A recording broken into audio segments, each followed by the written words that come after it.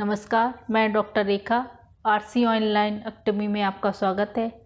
आज मैं आपको विशेषणों की तुलना के बारे में बताऊंगी। हिंदी में तुलनात्मक स्थितियों में या तुलनात्मक कमी या अधिकता दर्शाने के लिए हम प्रविशेषण का प्रयोग करते हैं। हिंदी में तुलना दिखाने के लिए हिंदी के अपने शब्द नहीं है। हम हिंदी में संस्कृत और उर्दू के शब्दों द्वारा तुलना प्रकट करते हैं। तो अब हम शुरू करते हैं कि विशेषणों की तुलना के बारे में जानेंगे। हिंदी में तुलनात्मक विशेषता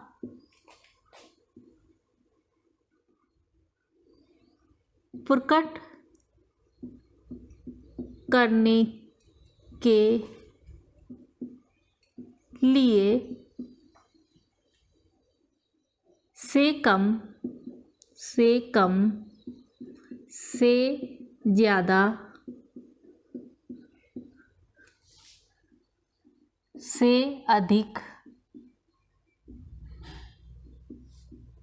सबसे बढ़कर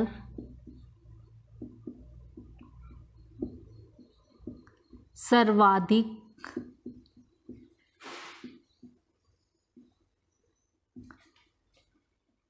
न्यून आदि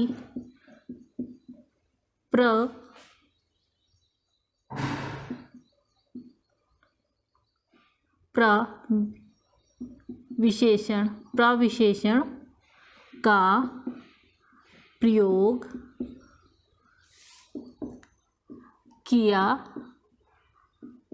जाता है। तो हमने ये तो जान लिया कि हिंदी में तुलना करने के लिए अपने शब्द नहीं है। उर्दू के शब्दों में हम प्रत्यय लगा के, उर्दू के शब्द जो होते हैं उनमें हम प्रत्यय लगा के तुलनात्मक शब्द बनाते हैं, या संस्कृत के शब्दों में प्रत्यय लगा के हम तुलनात्मक शब्द बनाते हैं। अब हम जान लेते हैं कि विशेषण के आधार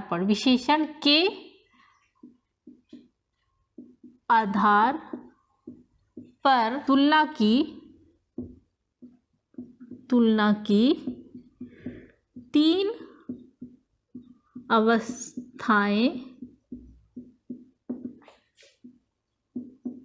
होती हैं। वह तीन अवस्थाएं कौन सी हैं? पहली है हमारी मूलावस्था।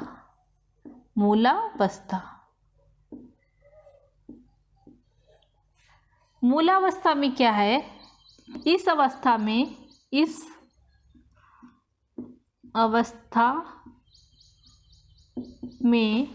में विशेषण का प्रयोग करके सामान्य वाक्य बनाया जाता है, और इसमें जो कर्ता होता है वही अच्छा होता है या बुरा होता है, एक पे ही तुलना होती है। जैसे राम अच्छा लड़का है, मोहन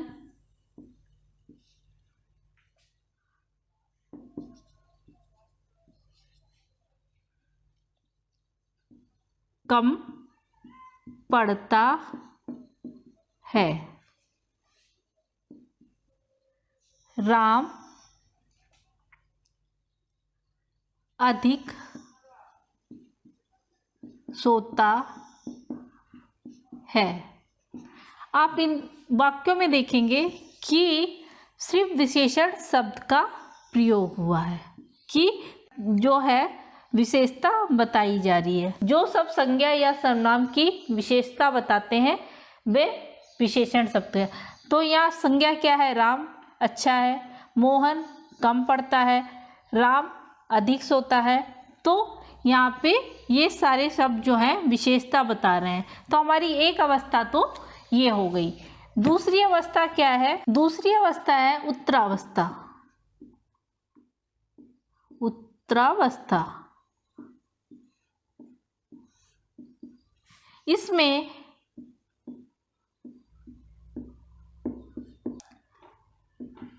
दो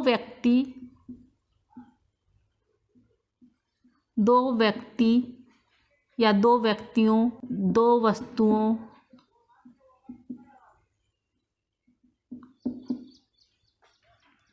की तुलना की जाती है। और वाक्य में हमें दो विशेष, वाक्य में दो विशेष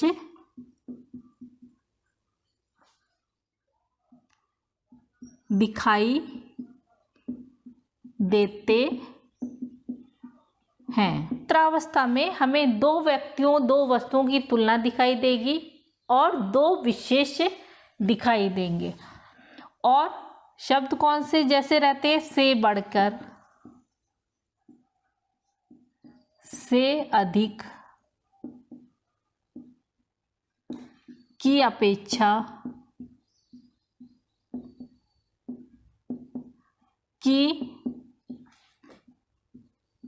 तुलना में,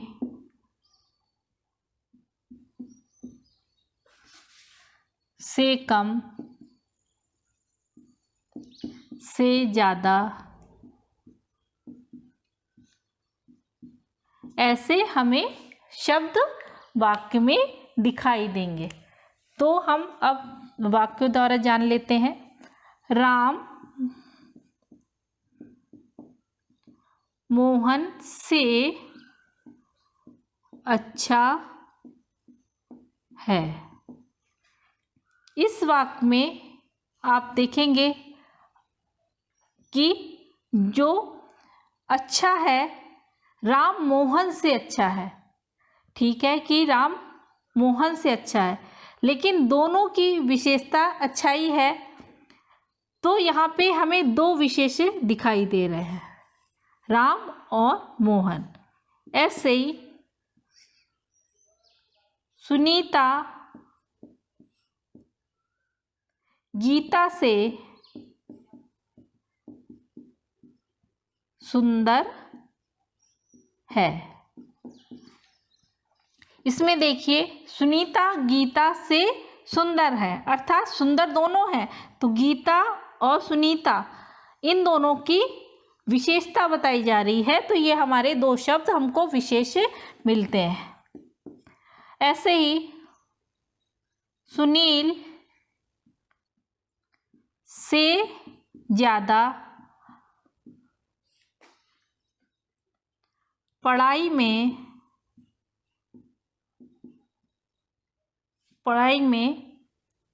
मोहन अच्छा है या तेज है। अच्छा है।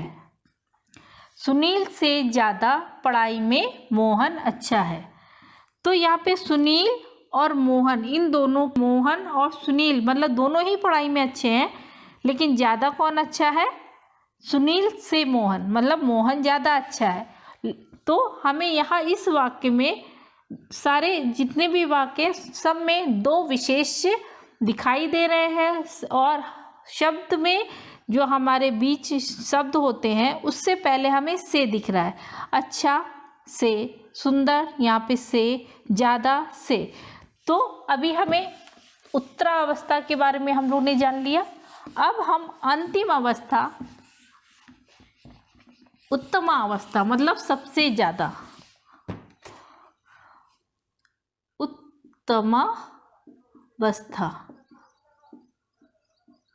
तीसरी हमारी उत्तमा अवस्था है। इसमें दो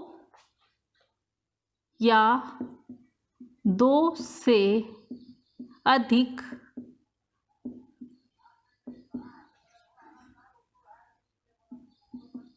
वस्तुओं की तुलना की जाती है और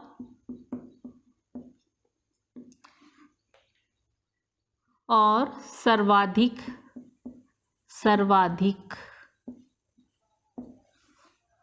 सबसे ज़्यादा या सबसे बढ़कर, सबसे तेज आदि शब्द आते हैं। तो उत्तमावस्था में क्या है, इसमें क्या होता है, 2 या 2 से अधिक चीज़ों की तुलना की जाती है और एक को सबसे अधिक श्रेष्ठ या सबसे अधिक न्यून माना जाता है। जैसे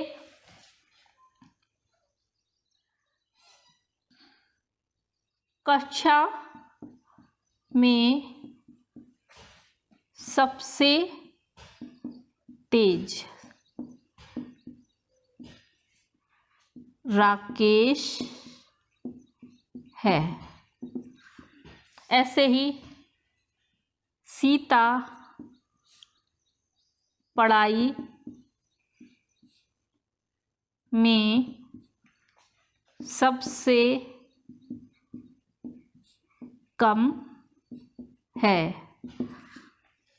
तो इन दोनों वाक्यों में आप देखेंगे कि कक्षा में सबसे तेज राकेश है, यानी पूरी कक्षा में सबसे तेज, चाहे वो पढ़ाई में हो चाहे लिखाई में, सबसे तेज कौन है, राकेश, यानी एक ही व्यक्ति है कक्षा में जो तेज है। ऐसे ही सीता पढ़ाई में सबसे कम है, मतलब सारे बच्चे पढ़ाई में सही है लेकिन सबसे ज़्यादा कम कौन है, वह सीता है।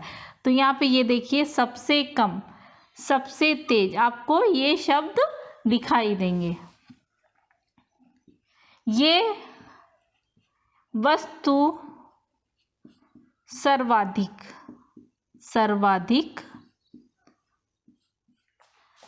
मूल्यवान है। ये वस्तु सर्वाधिक मूल्यवान है। इस वाक्य में आप देखेंगे कि वस्तुएं बहुत सारी होंगी लेकिन सबसे ज़्यादा मूल्यवान ये वस्तु है या ये कंगन है, कुछ भी आप कहते हैं, तो यहाँ पे भी सर्वाधिक आया है। देखिए, तो ये उत्तमा अवस्था है। अब मैं आपको तुलनात्मक बोधक प्रत्यय के बारे में थोड़ा सा बताऊंगी। तुलनात्मक बोधक प्रत्यय जिसमें मूलावस्था, उत्तरावस्था और उत्तमावस्था,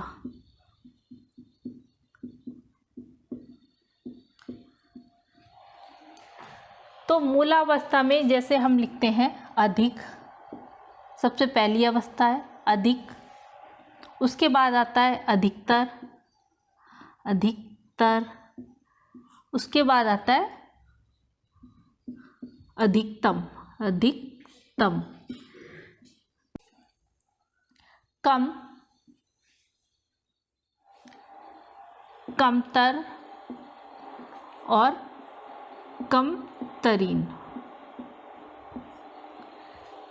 ये देखिए, ये हमारा फारसी से बना हुआ है शब्द और उसमें तर और तरीन लगा के हमने ये तुलनात्मक अवस्थाएं बनाई हैं। तो आपको दिख रहा होगा कम, कमतर और कमतरीन, अच्छा, बेहतर और बेहतरीन। ये हो गया। उसके बाद आपको उच्च, उच्चतर और उच्चतम, न्यून,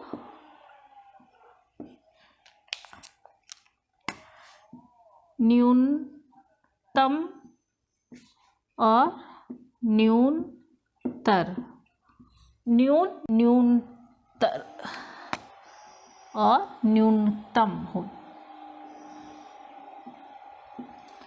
इस तरह से हम मूलावस्था, पॉजिटिव डिग्री, कंपैरेटिव डिग्री और सुपरलेटिव डिग्री जिसको हम बोलते हैं, इस तरह से होती है।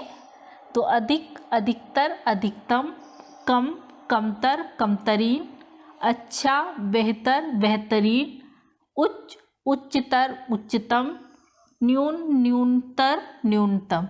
इस तरह से हम तुलनात्मक बोधक प्रत्यय बनाते हैं। यानी संस्कृत के शब्दों में संस्कृत के प्रत्यय जोड़कर हम बनाते हैं और उर्दू में, उर्दू शब्द में उर्दू के प्रत्यय जोड़कर हम तुलनात्मक बोधक शब्द बनाते हैं।